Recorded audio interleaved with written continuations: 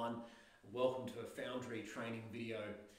This one's the first of hopefully a few videos that I want to do, really aimed towards upskilling in the areas of running different ministries and also trying to help us to achieve a goal of outreach and sharing Jesus with people in our community.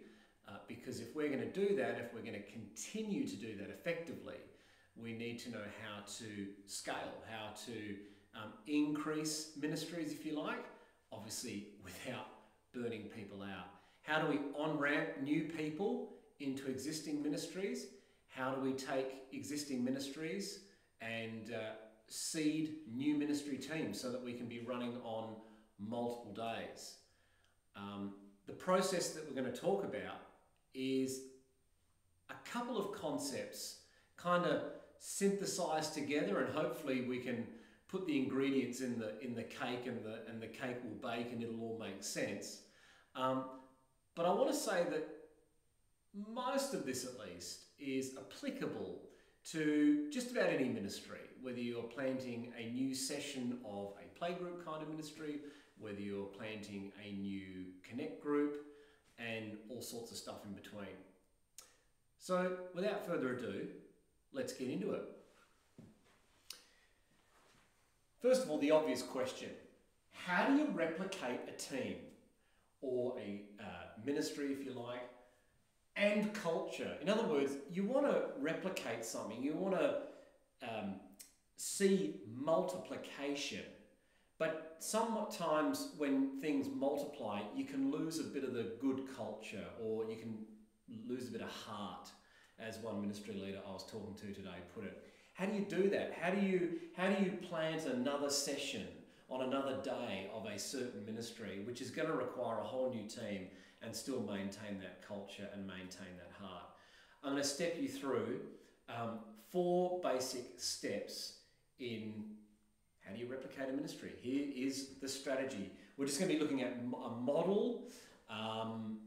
It doesn't necessarily mean this is going to work, but it will tell you what you need to look for. Right. Part 1. Where's my texter? Here we go. L of exp. What is that? The most important thing in this whole process is step 1. Step 1 is where you are preparing your team. We are not talking about anything to do with asking for volunteers from the church or the community yet. None of that has happened yet. This first step is entirely within the existing ministry team, or I'm thinking like a connect group, in the existing group, okay? It's the language of experimentation. It's this idea that we are going to spend the next however long, I'll get to that in a second, sort of taking off the normal kind of hat that we wear and putting on a bit of a lab coat. We're gonna run an experiment. We're gonna go on a bit of an adventure. It's really important to communicate this. Okay, fine, great, Peter. But what do you mean? Well, it's 2 sides of this. The first side is it's a shift in focus. The language of experimentation shifts focus. When we have been doing anything for a fairly long period of time, and we've been doing it as a team or as a group, we tend to make things all about doing it. Fair enough, right? You want to do it well. That's a good thing. We don't have to constantly remind people of stuff, because after a certain period of time, everyone knows what they are doing. We're into doing mode. The first thing we need to do is we need to start sewing language around training, or, because it can be for different sorts of groups, modeling. The real zoomed back kind of version of this is youth mentorship. Part of what youth mentorship is all about, it's about planting the church of tomorrow through helping current disciples understand that we don't just come to church to do church, but we are partly there to train or model or apprentice, all these kind of words. It's this idea that we're not just going to be doing something. We want to experiment. We want to start exploring, training, modeling. This is all inward focused. It's about making sure what I'm doing right. And that's important, don't get me wrong. But this adds an extra element. This is not just, I want to make sure what I'm doing is correct. It's, I want to make sure what I'm doing is correct because I am going to be training someone. I'm aware that there is someone that's going to be looking over my shoulder. The other part of the language of experimentation is often this can kind of freak people out a bit, especially if they've been in just doing mode for years and years and years. So what we need to do is we need to say, you know what, we're going to trial this for a defined period. Put a sunset clause on it. You don't just say, we're going to start training new people to execute this ministry or to be a part of this group. Think like Alpha, right? We're going to do it for this particular course, or we're going to do it for this term, or it's going to be this long, or we'll try this for 6 months or 3 months, whatever it is.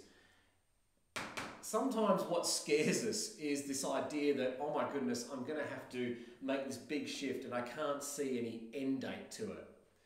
But an experiment does not run forever. An experiment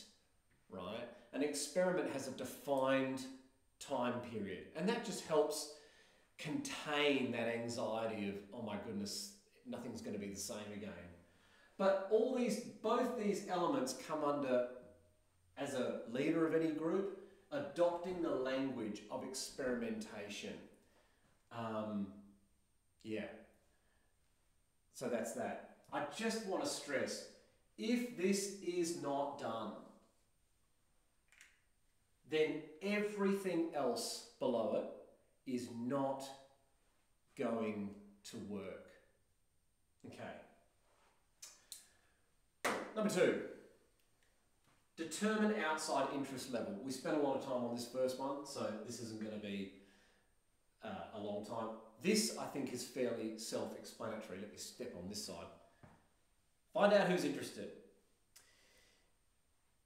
There's a whole long process of conversation around experimentation, that sort of stuff, that's already been happening for maybe months before anyone ever goes in front of anyone else and says, oh, by the way, we're looking for people that are interested in X, Y, and Z. Or we're looking for people to start a new Bible study group with a certain focus in this area. Or we're looking for people to form a new music team, or whatever.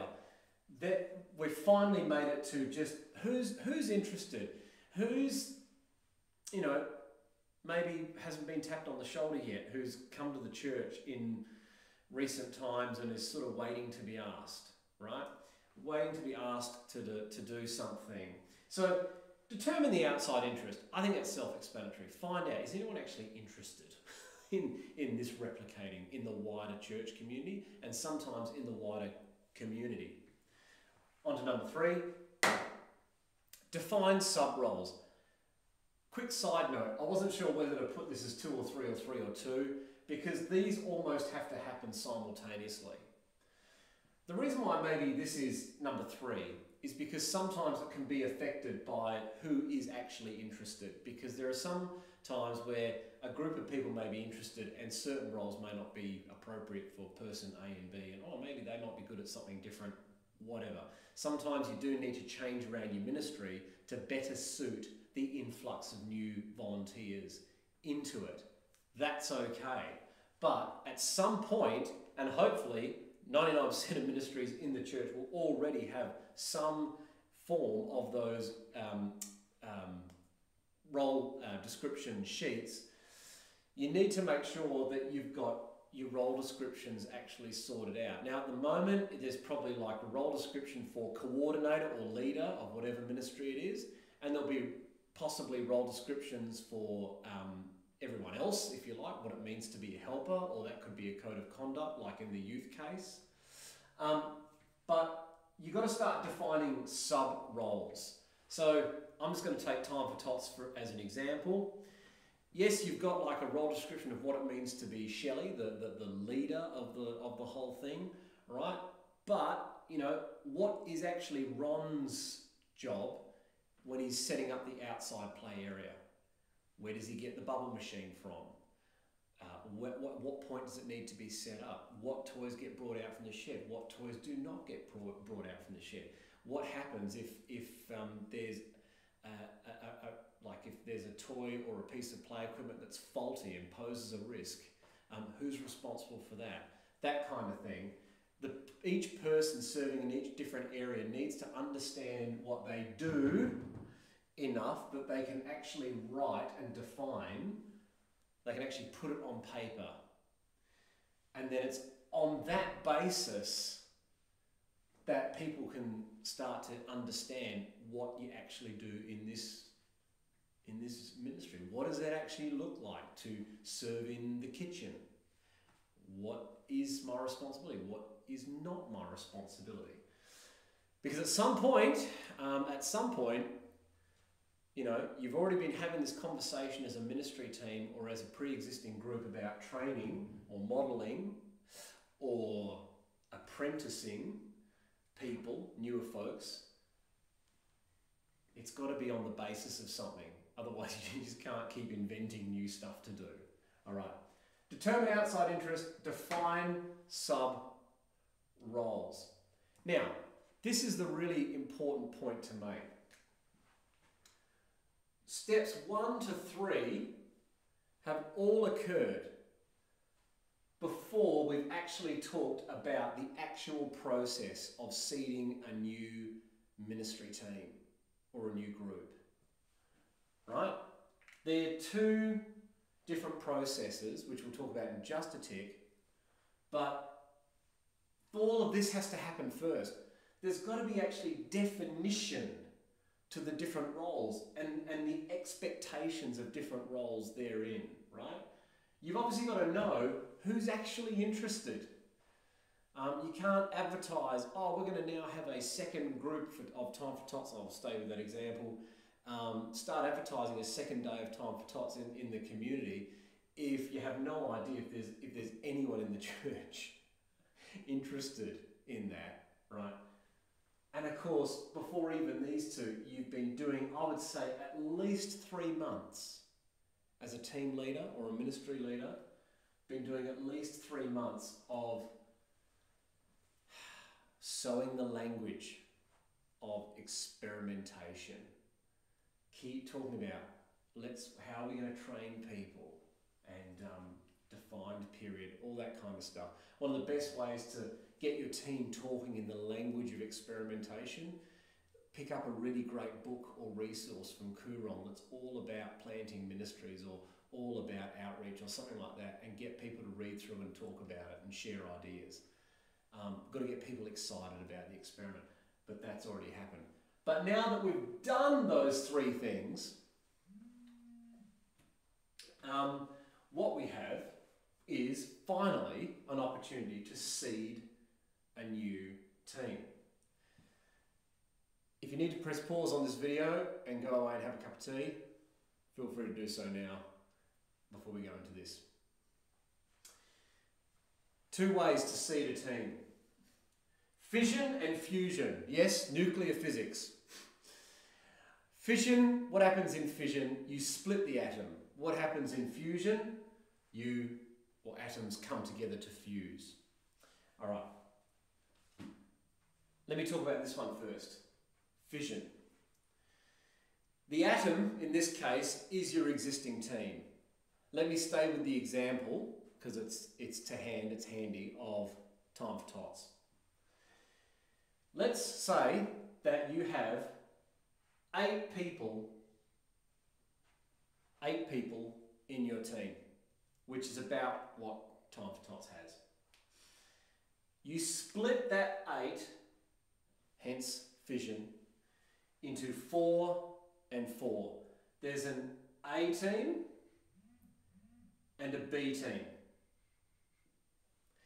These are capital letters because they consist of the existing team members that have been talking about the language of experimentation up here, right?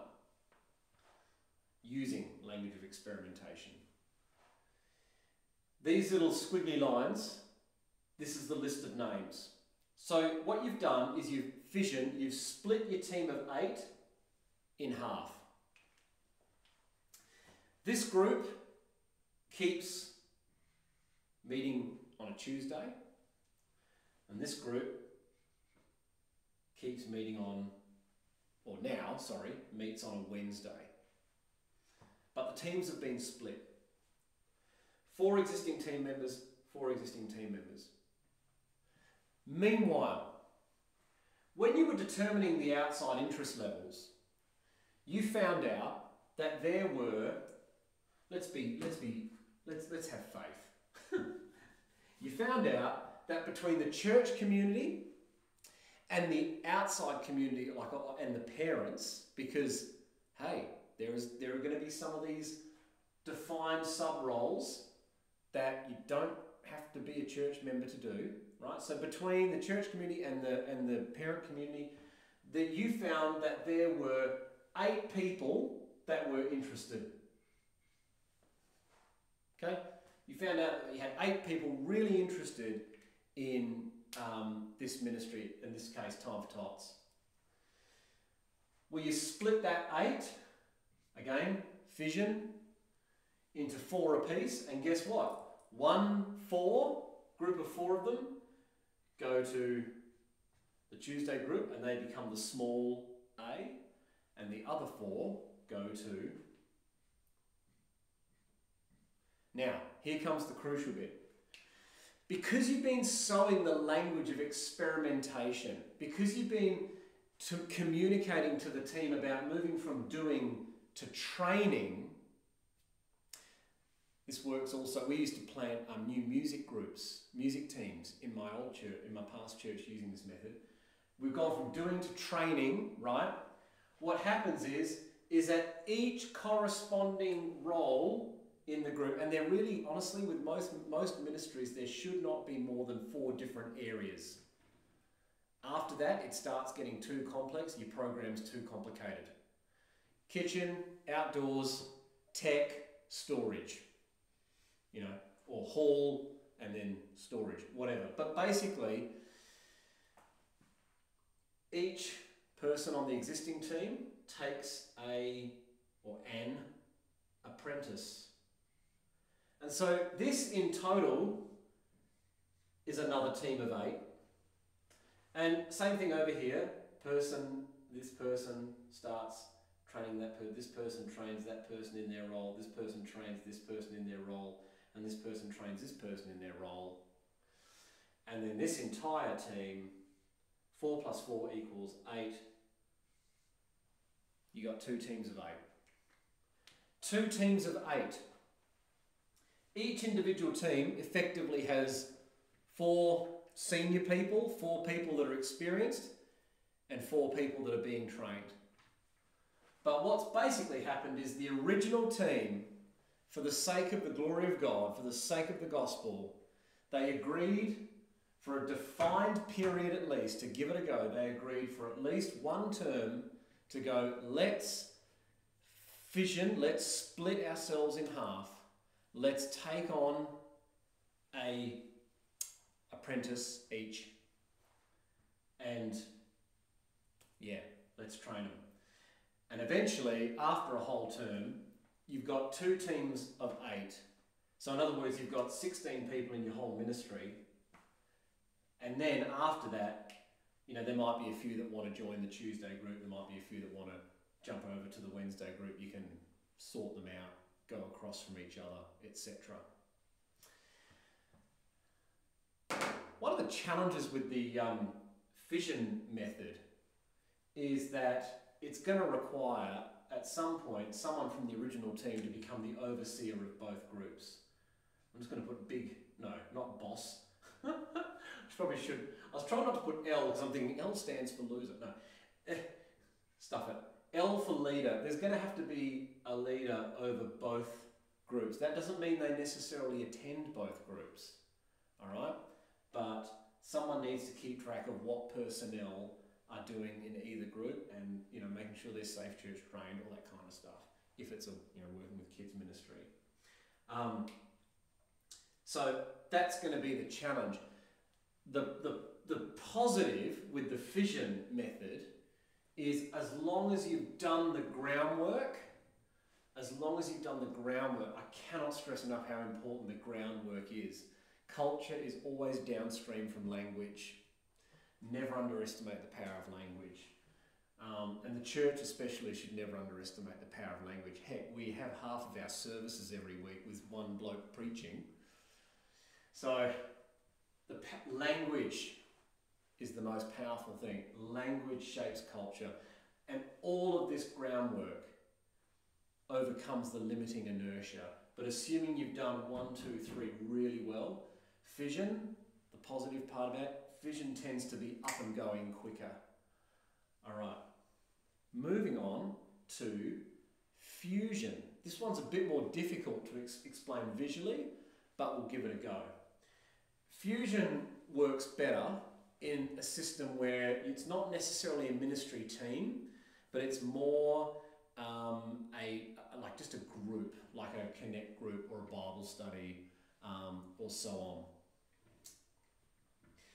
All right. Basically, the basic understanding of fusion is, again, you've done these first 3 things. So maybe instead of team, you're going existing group language. Let's experiment. Within the existing group, you pick. I'm going to put a third one actually. Let's say you've got. Actually, let's do a connect group example. So with an existing group, you've got 3 people who are willing to take one term, we'll stick with the same time boundary, one term to actually really commit to seeding a new group. Out of, what's a really healthy Bible study group? Let's say 9 people. There's 9 people in the Bible study group, okay? 9 people in the Bible study group. One sec.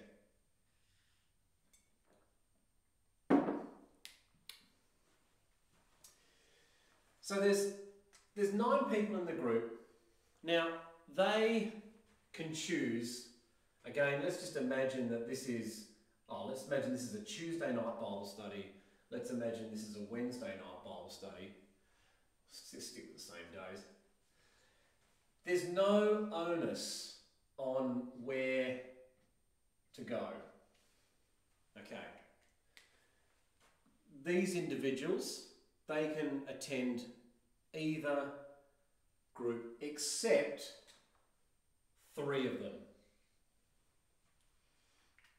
So there might be 2 people that decide to go over to Tuesday, so you got 1, 2, and there might be 4 people that decide out of the 9 to go over to Wednesday, but you make sure that there are 3 people in both. That's the fusion part, this bit in the middle. For a short period of time, there are 3 people out of the original 9 that agree to actually give up the time to attend both groups on both nights. Now, you can see the challenge with this already. It's a stretch, but back to here again. It's not forever. It's done with an expectation that at the end of this term,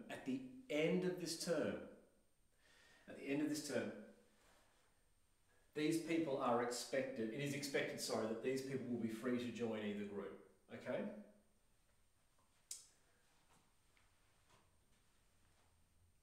The positive of the fusion model is you don't have to say we need even amounts. What I mean by that is let's say in the fission model, you were looking at determine outside interest level, and you did get 8 people, okay? But let's just say out of the 8 people that you got that were really, really interested, it just happened to turn out that 7 of them were available on Tuesday and only 1 of them was available on Wednesday.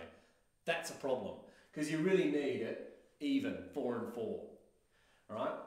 Now, to be honest, if it's 7 and 1, it's going to be a challenge even in this model, but it's, I guess, less of a challenge when it's uneven availabilities, because one of the things that hamstring us when we're trying to, you know, replicate a team or a group and keep the culture is so often it's either one or the other. It's either a whole new team because no one in the existing group can make it on a different day and you lose the culture. Anyway, whatever. But, you know, you've still got the 9 involved in this project here, the original 9. And let's say, get rid of that 9. Let's say that determining outside interests, so you trudged around Dawesville and you were like, well, there's plenty of Bible studies at the moment in Dawesville. Probably the place that needs it most is maybe, I don't know, Hall's Head or Mandurah. I don't think we've got a group in there. Anyway, whatever. You trudged around Mandurah and it turned out that there was 7 people. There were 7 people interested in joining a Bible study group. The benefit of the fusion model is you can offer, oh, why don't you come this day or this day? You know, and you got out of 7 people, you might have another. You might have only 2 that say they can do Tuesday, and 5 that can do this day. So now you've got 1, 2, because you've got the other 2, and the 3 trainers attending. So in total, because you've still got the 3 trainers or the 3 core people attending this group, when you meet together, you've still got a total of 7. That's not awkward. That's enough to actually start seeding a new group. And hopefully meeting with 7 people over an entire term, especially if you have people in both groups, fusion, in people that are in both groups, if those people are continuing their language of experimentation and challenging even the new people to invite their friends and that kind of stuff, 7 is enough to get something moving. And by the end of a term, that could be easily a 9. Meanwhile, what's happening over here, you got 5 coming in, plus the existing 4, that's 9, plus the 3 trainers, that's a group of 12. That's a group of 12. Then, when that happens, then, this is the benefit of the fusion model, it's flexible. Then you can probably have one of these people just jump over here permanently. Fusion is kind of a leg in each camp, if you will. It's a more flexible, more see how we go kind of approach. But the whole basis of a fusion model is the 3 people that are willing to have both groups be together in them, to be in both spaces. And the reason, why is it 3, by the way? Last point on the fusion model. Because 3 is the minimum number to start a movement. Do you notice how, maybe it's a Trinitarian thing, I don't know, but Jesus, yep, he calls his 12 disciples, but then he's got the 3 sons of thunder, Peter, James and John, you know, the 3 real inner sanctum dudes. 3 is important. 3 makes a difference because if you have one person is someone, you look at one person, when one person's doing something new, they're just some idiot doing something weird and no one understands what they're doing. The moment another person joins them, this is the most important person in the world. This person's called the first follower. That person brings a new level of legitimacy to the original person, if you like. It's like you can just be some nut job off doing your own thing as one, but the moment there's another following you, there's some legitimacy to that. But actually, The second follower is the one that completes it. Once there's the third, once you've got a group of 3, that is the beginning of not just a partnership. 1 is just lonely. 2, yeah, it brings legitimacy, but it's a partnership. But 3 is the beginning of a community. And with 3 in here, you've got a community force, or a force of community that is impacting both groups, at least for 10 weeks, 90 days, whatever. But that is the fusion model. Quick recap, because it's been half an hour. How do you replicate a team? How do you replicate a group and maintain the culture? You take time out to do the groundwork. You start using language of experimentation. Hey, let's go from just doing Bible study to training others how to do it, or training others to be a part of a Bible study. Yes, there is such a thing as training people. You don't just turn up and be a part of a Bible study. There is some expectations that people just don't know if they've never been part of a Bible study before, okay? So anyway, point is, shift the focus from doing to training. Still under that first point, make sure you set a defined period of the experiment. Hey guys, this is what we're going to do. It's only going to be for term 3 or 4 or whatever. Or for 2 weeks. Who knows? Number 2 and 3, almost simultaneous. Yeah, determine, is anyone interested? What's the outside interest level of people getting involved in this that aren't already involved? Make sure you've defined the sub-roles and the expectations, especially for the fusion method. Actually, no, for both. Out of these 3, one of them's got to be chief. All right? Over here, remember, each person is training an apprentice. 2, 3, determine the outside interest level, define the sub-roles. And then lastly, choose which model best suits what you're trying to replicate. If it's a fairly large scale, large ministry where everyone involved has a role, it's a ministry team, I'd go the fission method. If it's more of a laid back kind of connect group, or hey, we'd like to start a new Sunday night service or whatever, you go the fusion model. The risk is, well, pros and cons. The pro is, as long as the groundwork's been done, this really works well. The con is, it's going to create a new level of leadership because someone's got to oversee the whole thing, especially if it's a ministry team. The con, we'll start with the cons. The cons is the fusion model. A small group of people are going to be very, very, very busy. And so whatever else they're serving in the church, they might have to step back from for a certain time, and that's okay. But this can be quite tiring for a very small group of people. The pro, this is more fluid and more flexible than the fission method. That's why it works better for more kind of sit down, have a chat, impromptu kind of groups. How do you replicate a team, a ministry, a group without losing its culture? Do the groundwork. Recognise how important the language we use is as a leader. Make sure you take the time to do this groundwork. And once you've committed to the model, whichever model you commit to, go for it. Stick with it. And if it doesn't work, it's okay, because it was just an experiment anyway. All of this is about making sure, ultimately, people feel safe to just have a crack. It's safe to fail. Thanks for listening.